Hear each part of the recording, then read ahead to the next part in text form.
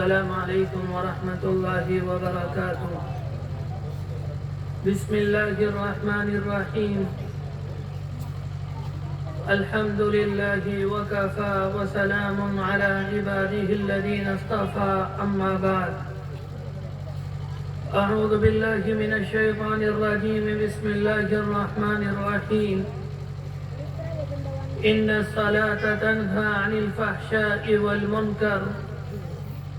صدق الله العظيم. وقد قال النبي صلى الله عليه وآله وسلم: من ترك الصلاة متعمدا فقد كفر، أو كما قال عليه الصلاة والسلام. بہت ہی عزت و احترام کے مستحق میرے بزرگوں، قابل قدر دینی اور ایمانی بھائیوں، ہمارا یہ جو آج کا پروگرام ہے، یہ مسجد کی تعمیر کے عنوان سے اس کو قائم کیا گیا. آپ کے علاقے میں، آپ کے دیہات میں کچھ لوگوں نے محنت کی اور اللہ کا گھر بن کے سامنے آیا. میرے بھائیوں، یہ بات یاد رکھنی چاہیے، جو اللہ کے بندے دنیا کے اندر اللہ کا گھر بنانے میں حصہ لیتے ہیں، چاہے مالی اعتبار سے ہو، جسمانی اعتبار سے ہو، عملی اعتبار سے ہو، قرآن مجید نے ان کے ایمان کی گواہی دی ہے. قرآن مجید کا بیان ہے: انما یأمر مساجد اللہ من آمن باللہ والیوم الآخر. دنیا کے اندر جو کوئی مساجد کو تعمیر کرتا ہے، وہ وہی کرتا ہے جو اللہ اور یوم آخرت پر ایمان لے کر آتا ہے. بے شک سچ ہے. اللہ کے رسول علیہ السلام کی حدیث ہے، آپ نے صحابہ اکرام سے فرمایا تھا، اور آپ کی حدیثیں صرف صحابہ اکرام تک کے لیے محدود نہیں، بلکہ رہتی دنیا تک جتنے انسان اس دنیا کے اندر آنے والے ہیں، سب کے لیے آپ کی احادیث ہے. آپ نے فرمایا تھا: من بنا للہ مسجدا بنا اللہ لہ بیتا بالجنہ. جو دنیا کے اندر اللہ کا گھر تعمیر کرتا ہے، اللہ جنت میں اس کے لیے ایک مکان، ایک محل تعمیر کر دیتا ہے. میرے بھائیوں، اللہ کا گھر بن گیا، مسجد بن کے سامنے آ گئی، لیکن اکیلا ہمارا مقصد مسجد کو بنانا نہیں، بلکہ مسجد کو آباد کرنا اصل ہے. مسجد دیکھنے کے لیے، زیارت کے لیے نہ بنائی گئی. مسجد اللہ کی عبادت کے لیے، نماز کے لیے، ذکر و اذکار کے لیے، قرآن مجید کی تلاوت کے لیے، اپنی نسل کے ایمان کے تحفظ کے لیے اس مسجد کو تعمیر کیا گیا. یہ مسجد بنائی گئی نماز کے لیے. کتنے اللہ کے بندے ایسے ہیں جنہیں یہ نہیں معلوم نماز کسے کہتے ہیں، قرآن مجید کے اندر نماز کے کیا فضائل آئے، اور نماز کے پڑھنے پر اللہ کے رسول علیہ السلام کی کیا بشارتیں، کیا خوشخبریاں ہیں. جہاں قرآن مجید میں نماز کے پڑھنے پر فضائل آئے، نماز کے نہ پڑھنے پر بھی قرآن مجید نے دھمکایا ہے. میرے بھائیوں، سب سے پہلے یہ بات مجھے اور آپ کو یاد رکھنی چاہیے کہ دین اسلام کے 5 ارکان ہیں، اس میں دوسرا رکن نماز ہے. اور جتنے اعمال دنیا کے اندر اللہ کے رسول علیہ السلام کے ذریعے آپ کی امت پر لاگو کیے گئے، نماز سب سے پہلا عمل دنیا پر آپ کی امت پر لازم کیا گیا. اعمال میں سب سے پہلے دنیا کے اندر جو چیز فرض ہوئی وہ نماز ہوئی.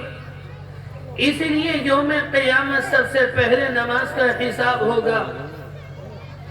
اور نماز کی اہمیت کا اندازہ اس سے بھی ہوتا ہے، اسلام کے جتنے ارکان، جتنے فرائض ہیں، نماز کو چھوڑ کر چاہے روزہ ہو، چاہے زکوٰۃ ہو، چاہے حج ہو، چاہے قربانی ہو، وہ سارے کے سارے دنیا میں فرض ہوئے. اللہ کے رسول علیہ السلام دنیا کے اندر تھے، جبرائیل امین وحی لے کر آئے اور امت پر یہ اعمال لازم کر دیے گئے، فرض کر دیے گئے۔ لیکن جب نماز کی باری آئی تو اللہ نے اس کو زمین پر فرض نہیں کیا، جبرائیل امین وحی لے کر نہیں آئے۔ اللہ نے آپ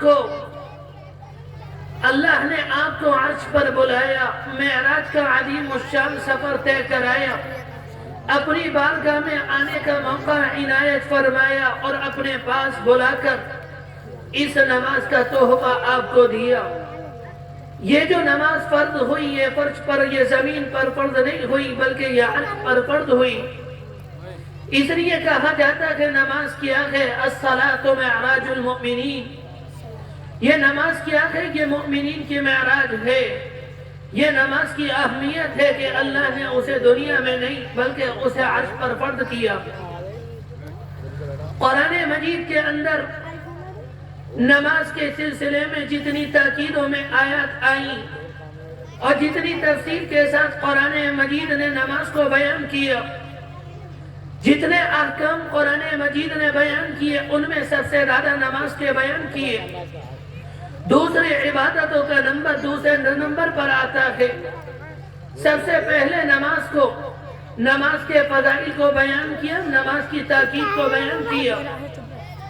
اس کی وجہ بھی سمجھ میں آتی ہے جو بڑی آسانی سے ہم سب کے سمجھ میں آ جاتی ہے کہ قرآن مجید نے سب سے زیادہ تاکید نماز کی کیوں کی، سب سے زیادہ احکام نماز کے کیوں بیان کیے۔ اس کی وجہ یہ ہے دوسری عبادات مخصوص حالات، مخصوص شرائط کے ساتھ بندوں پر فرض ہوتی ہیں۔ مثال کے طور پر زکوٰۃ ہے، زکوٰۃ ہر اللہ کے بندے پر فرض نہیں بلکہ جو صاحب نصاب ہے زکوٰۃ اس پر فرض ہے، جو صاحب نصاب نہیں زکوٰۃ اس پر فرض نہیں۔ ایسے ہی بیت اللہ کا حج ہے، جو اس کے اخراجات برداشت کر سکتا ہے اس پر حج فرض ہے، جو اخراجات برداشت نہیں کر سکتا اس پر حج فرض نہیں ہے۔ لیکن جہاں تک نماز کا معاملہ ہے، یہ ہر مسلمان پر فرض ہے۔ مسلمان کے بلوغ سے لے کر روح نکلنے تک، جب تک انسان کے جسم میں جان ہے نماز فرض ہے، چاہے چھوٹا ہو بڑا ہو، دیہاتی ہو شہری ہو، عالم ہو جاہل ہو، امیر ہو غریب ہو، سارے کے سارے مسلمانوں پر نماز فرض ہے۔ اس لیے قرآن مجید نے سب سے زیادہ تاکید، سب سے زیادہ احکام نماز کے بیان کیے۔ اور میرے بھائیو یاد رکھنا کہ اللہ کے رسول علیہ السلام نے دین کے جتنے احکام ہیں، اسلام کے جتنے فرائض ہیں، ان کے ترک کرنے پر کفر کا لفظ استعمال نہیں کیا۔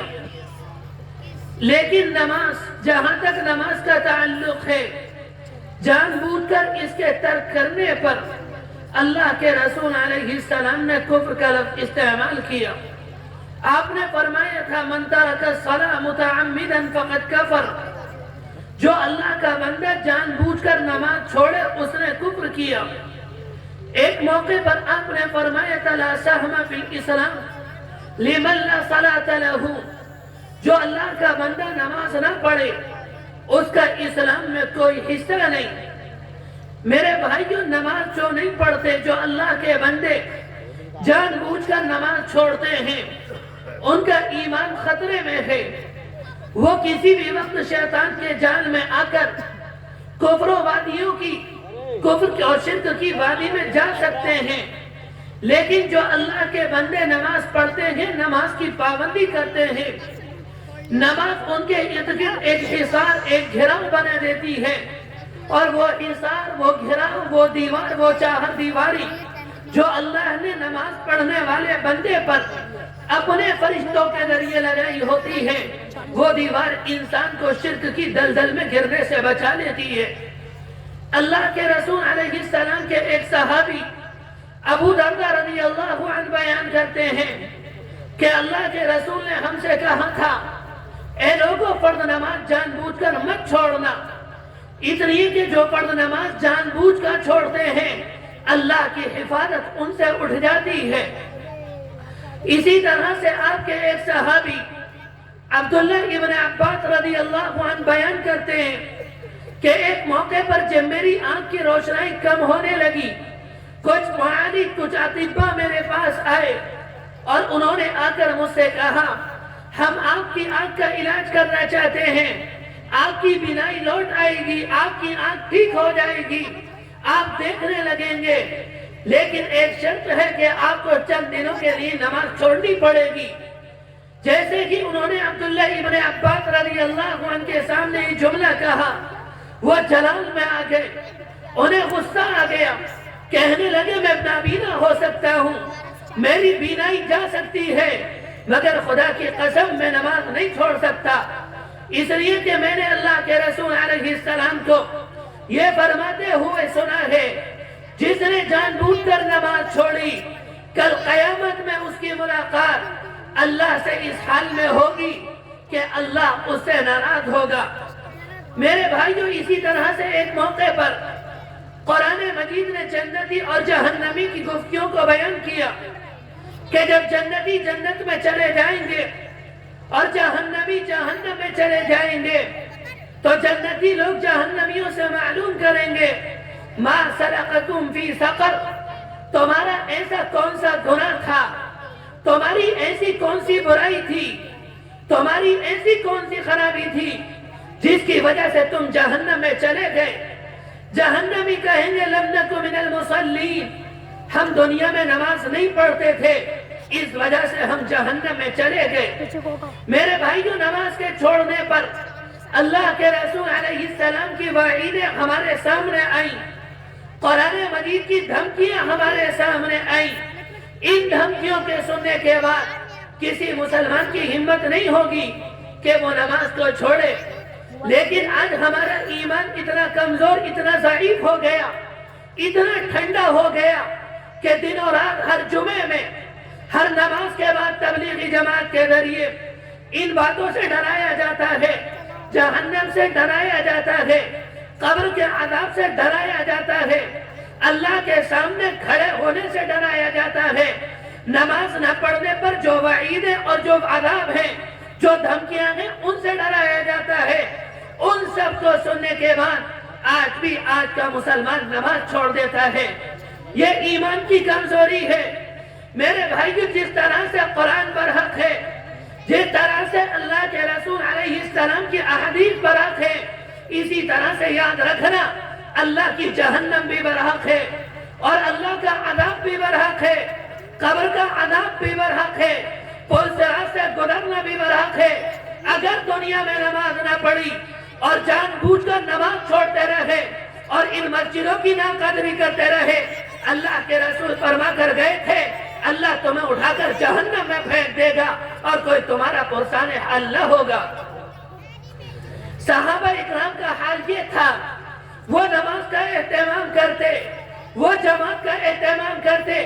صحابہ اکرام خالی نہیں تھے، ایسا نہیں تھا کہ ان کے بیوی بچے نہیں، وہ بھی اپنے کام میں مصروف تھے، وہ بھی اپنے کاموں میں مشغول ہوتے، ان کے بھی بیوی بچے تھے، ان کے بھی کھیت کھلیان تھے، ان کے بھی باغات تھے، لیکن جیسے ہی نماز کا وقت آتا، جو صحابی جس کام میں ہوتا اپنے اس کام کو چھوڑ دیتا اور مسجد میں آ کر صف اول میں اللہ کے رسول علیہ السلام کی اقتدا میں نماز پڑھتا۔